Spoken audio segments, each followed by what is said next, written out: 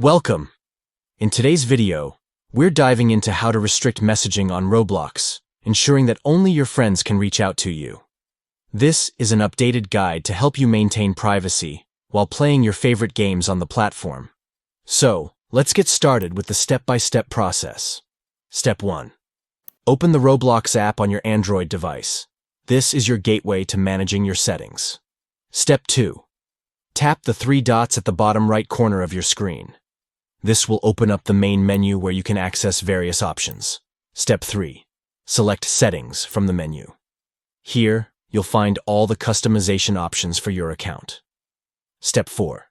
Now, tap Privacy. This section is crucial for controlling who can communicate with you. Step 5. Go to the Communication section. Under Who Can Message Me, select Friends.